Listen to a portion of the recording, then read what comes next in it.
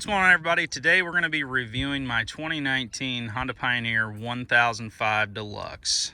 So real quick, we're going to start by doing a rundown of everything that I've done to the machine since I bought it, that I can remember anyway, from bottom to top. So we've got the Super Grip K9 tires, which are pretty aggressive. These are 30-10 by 14 all the way around on all four corners. On System 3 SB4 beadlock wheels.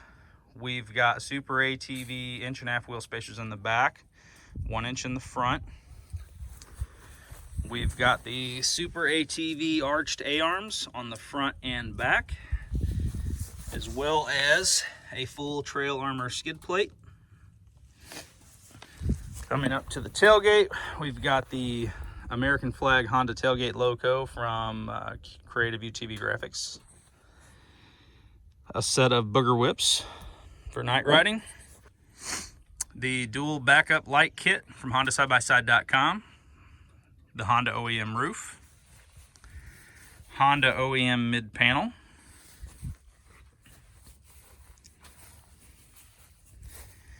We've got the Seismic Pursuit aluminum housing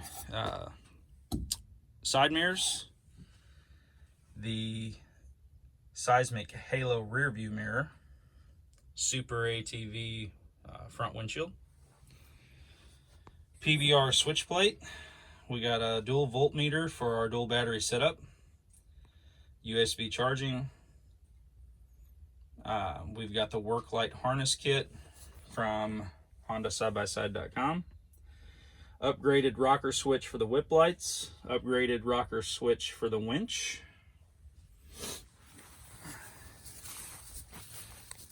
We've got a Viper Elite 4,500 pound wide spool. So the difference is your regular one's going to hold 50 feet. This one holds 65.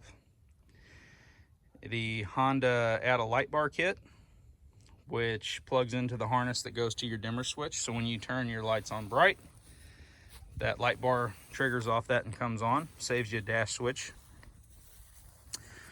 We've got the seatbelt override done to this, so that you don't have to have that on. You can add a set of harnesses, which we're going to be doing.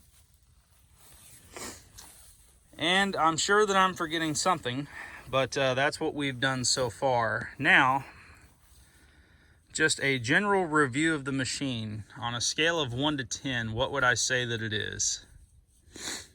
I would say it is a solid 8 to 8.5.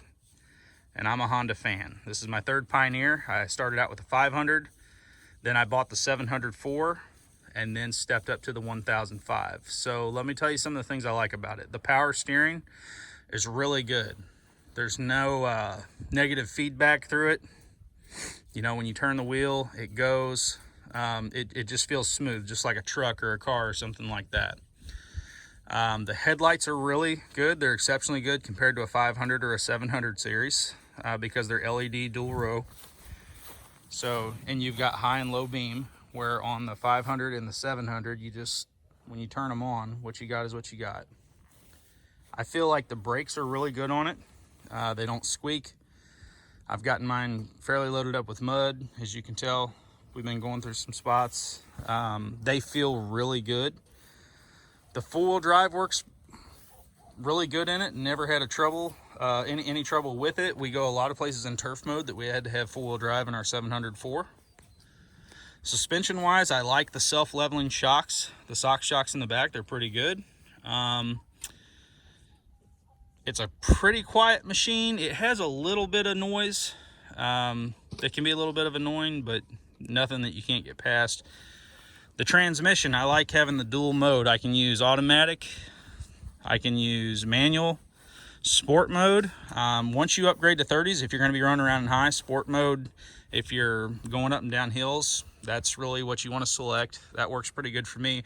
Otherwise, I find myself having to put it in manual mode and shifting to hold the gear that I want. But sport mode really does a pretty good job at that.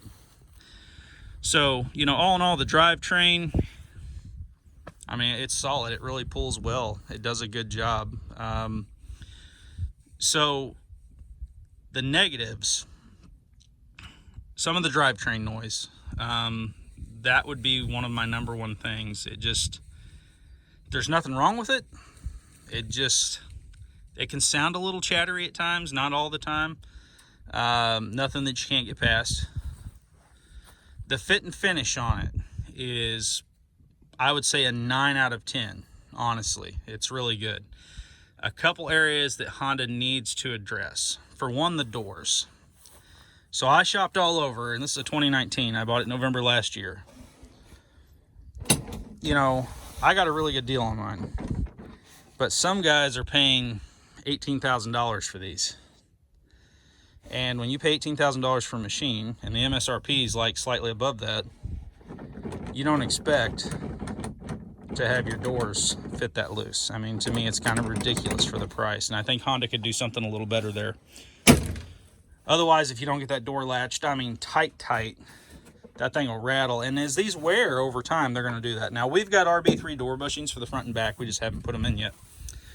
The second thing that they should address is the tilt bed back here. It works great. It tilts.